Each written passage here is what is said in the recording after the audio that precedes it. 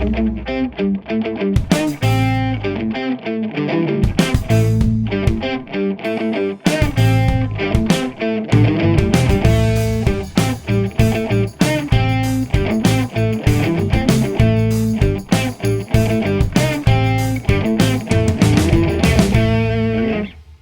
to the show. My name is Blackstone Joe, and you're listening to Slick Talk.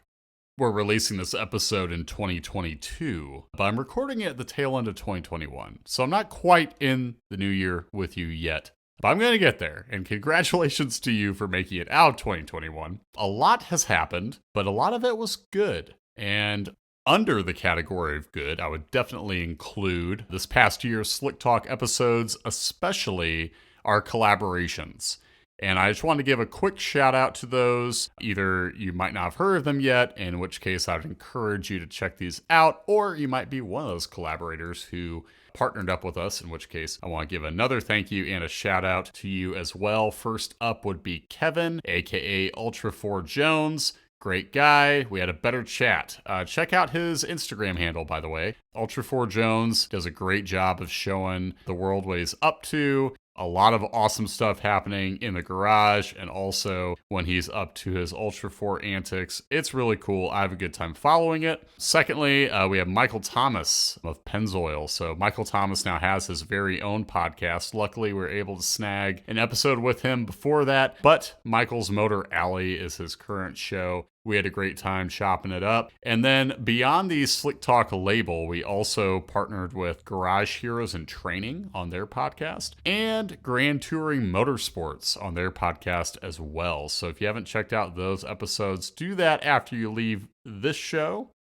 Other preliminary matters to attend to. I wanted to give a shout out to Alan with the 2019 WRX. I saw your note on the slip about Slick Talk with your latest sample. Thank you so much for checking the show out, showing some love. If you're a fan of Slick Talk, never hesitate to mention it on the slips you send in with your samples. Lets us know that you're both enjoying the show, but also tells us more about who is enjoying the show. And speaking of surveys, we have another one on tap. So this time, in reference to this past year, 2021, we want to find out what episode content you like the most, what you want to see more of. So we have another survey. I promise I'm not going to overwhelm you with these, but as we are a laboratory, we do enjoy the occasional data mining. So this upcoming survey, you can click the link in the episode description. We're also going to plug it on our Instagram page as well. Facebook, you know the channels. So what we want to ask you is what type of content you like the most, so that way we can tailor this upcoming season more to what you're interested in. So be that behind the scenes material,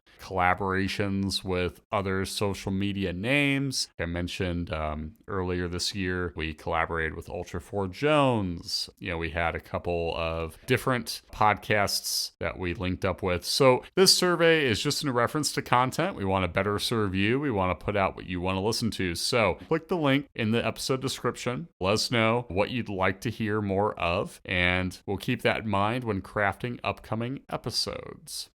Before we get into our main event, we had a loyal listener comment on the YouTube video for our last episode asking what the most expensive vehicle was that someone has sampled. And the answer, after doing a little bit of digging with my co-producer and editor Josh, we were looking around the database, and the best bet, I would say, is the Pagani Zonda. And Paganis are, well, they're rare. So there are only about 140 of these Zondas produced. I say only about because there are special orders that take place here and there. But these Zondas at the time, so we were looking at a 2005 example, the one that was sampled. And there was a base price of $500,000, but that was back when it was released in 2005. So the MSRP is probably, adjusted for inflation, quite a bit higher now. And they're on the resale market, and they're hard to find, as you can imagine, because they only produced 140 of them. But that would probably be my preliminary pick just for vehicles, because obviously machinery, off-road applications, probably quite a bit higher of a price tag, because, if you just get into off-road equipment, machinery, you're looking in the millions very quickly. And honestly, Paganis can approach the millions. They already do, just not the particular model I think that we had looked at. But as of late, you can find a Pagani Zonda, not one that we've sampled, but you can find them pricing as high as 15 million. And I laugh while I say that because it's true. I mean, I'm reading it in an article right now. These are powered by the Mercedes AMG V12, horsepower of 800. And it's just pretty wild to see that in a car that's produced, not straight up illegally. Because, I mean, I don't know. I know that horsepower can get pretty crazy depending on the application, but it's not often you see something come from the factory with 800 horsepower. But that would be one of the Zondas. But the one we saw was an '05. Now, we might have seen more expensive stuff than that. It's hard to know for sure. And the reason is some people will send in samples and they'll just give a manufacturer name, or maybe they'll mention a model but not the year of it. The point is you can get kind of hazy, you can get kind of lost in the details when people just mention like, oh, Aston Martin. Well, is it like a vintage DB5? Or is it, something a little bit more recent, like a Vanquish? Like, it's hard to know. And, I pivot to Aston Martins partially because I'm a big James Bond fan. And the DB5, of course, the one that made its debut in Goldfinger, I think that was back in 1964, maybe 1965. I also think about James Bond because No Time to Die was one of my favorite movies of this past year. And there's so many good car chases in that movie, amongst other really awesome visuals. If you haven't seen No Time to Die, I would definitely check that one out. I'm going to be one of those people that maybe puts together a year-end list. You might see what Blackstone Joe thought was the best of 2021.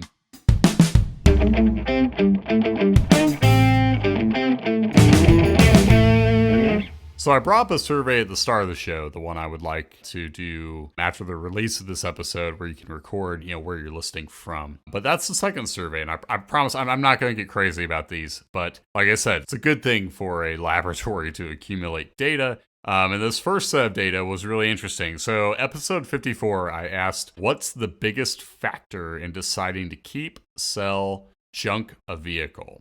So the majority of respondents, but this was pretty close though. So the majority sided with the first option, which was engine condition, which of course it makes a lot of sense for our listeners, for our customers to go first to engine condition, because obviously most of what we do is analyzing engine oil. It's not the only thing, but it's mostly what we're looking at. So for those that don't know, we're also going to look at fuel, coolant. I mean, even, I don't know, I guess maybe the most left field thing I can think of off the top of my head that people send us samples of would be brake fluid. But we look at everything that a car needs to stay on the road, but it doesn't surprise me that engine condition is the first point of interest in deciding to keep, sell, junk a vehicle, because that's what most of our customers are interested in. And that's definitely what we see the most of. So we have very specific averages for each and every engine type. So that's something I like to clear up on a regular basis, is this concept of our averages and the engines they're based on. So if you tell us what you're sampling, we're going to put up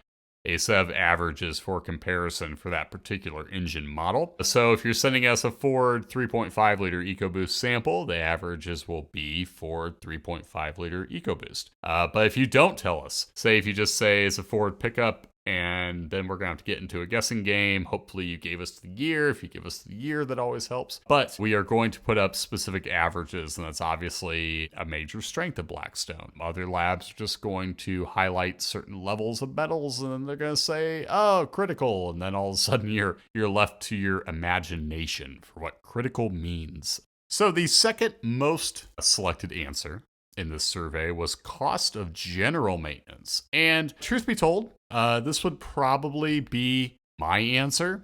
And the reason for that is in my current life situation, I lease a lot of vehicles. And for that reason, well, I lease a lot in this current life situation because I like to try basically everything I can get my hands on right now. because I don't have a surefire answer yet on what I want to own long term. So I've leased a coupe, a truck, an SUV, and then I'll just keep it moving. And then as soon as I find out the soulmate, as it were, that's when the cost of general maintenance would be my obvious answer for this particular survey question. So, cost of general maintenance makes a lot of sense to me because, especially if you're someone who intends on doing a lot of their own service, well, that would be a big factor, especially going beyond even just oil changes, which can already be pretty pricey in and of themselves. People who like to do their own engine work, getting a handle on parts is so much harder if you're talking about foreign versus domestic in terms of manufacturing. Some manufacturers require specific tools depending on what you're working on. So it can get pretty expensive pretty fast, even just oil changes alone, not to mention repairs or even recalls, which obviously generally you're talking about dealership handling that. But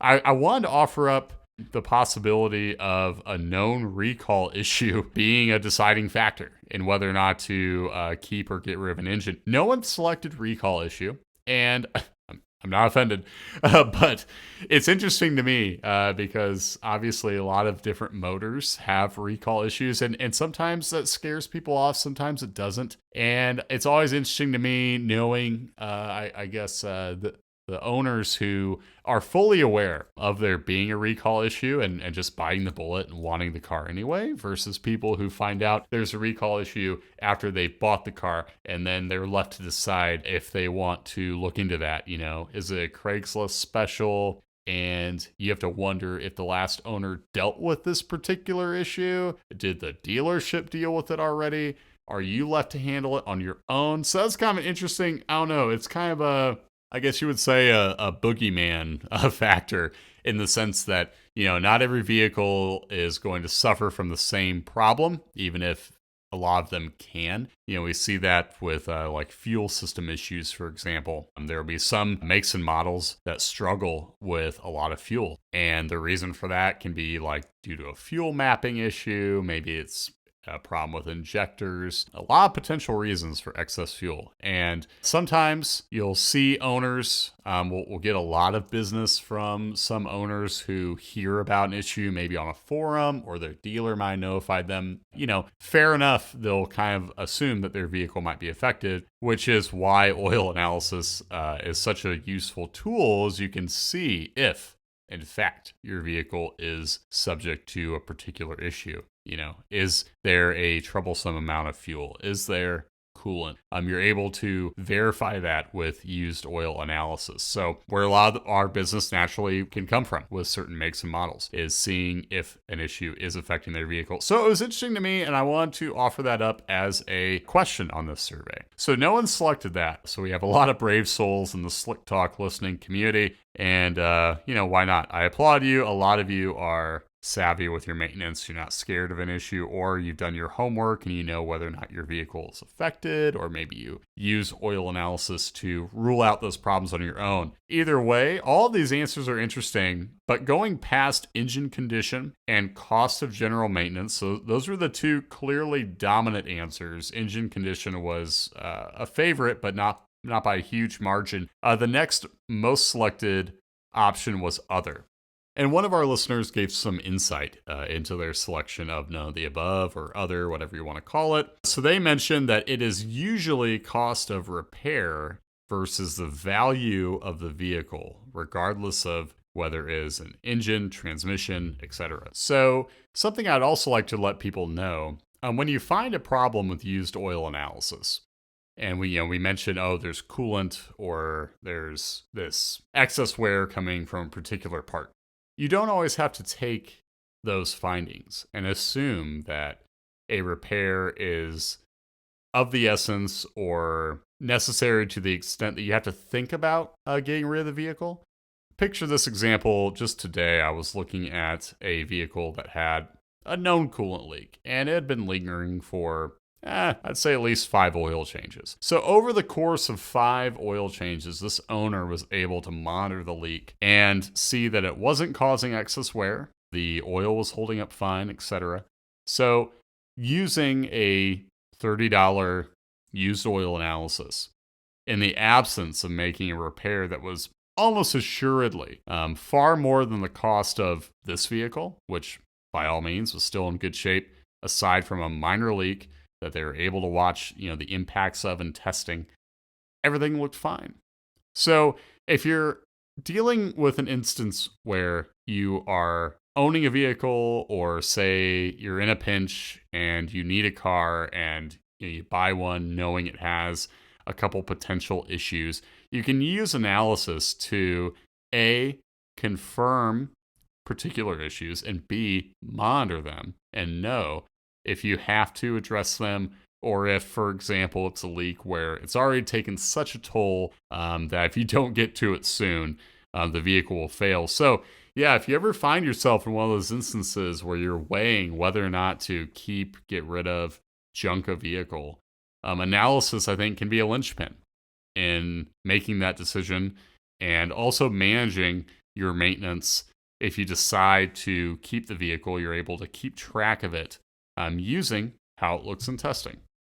But shout out as well to the listener who selected interior condition on the survey.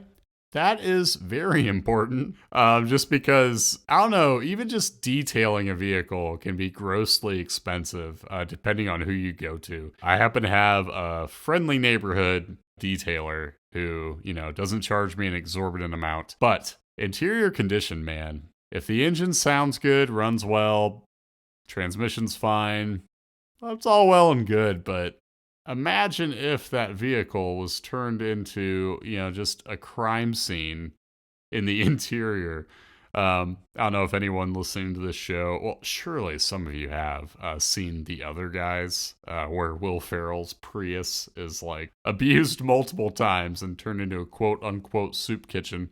If that happens to the vehicle, it's pretty hard to live with, especially if you have, a family situation and you gotta, honestly, family situations tend to ruin most vehicles.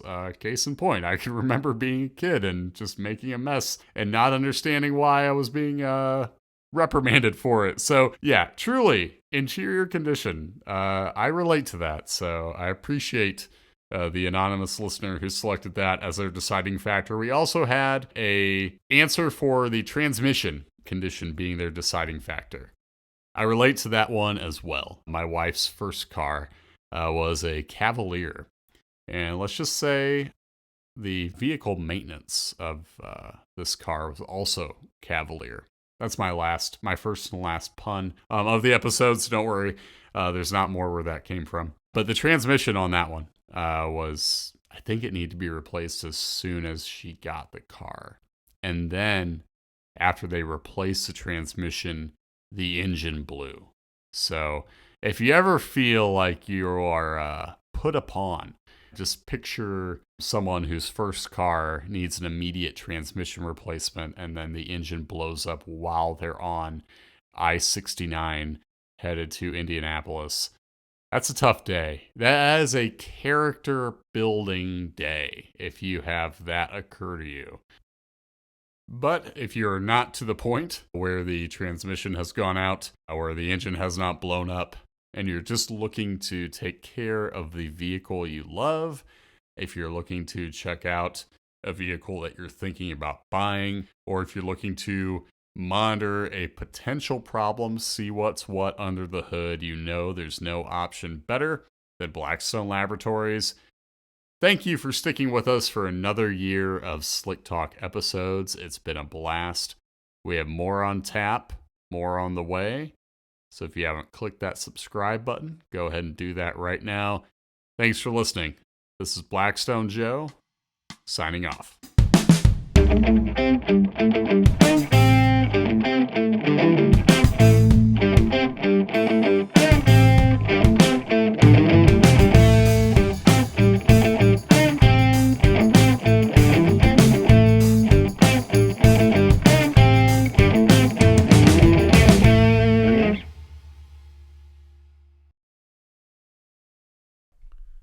Cats are threatening to do a WWE match right now. Okay.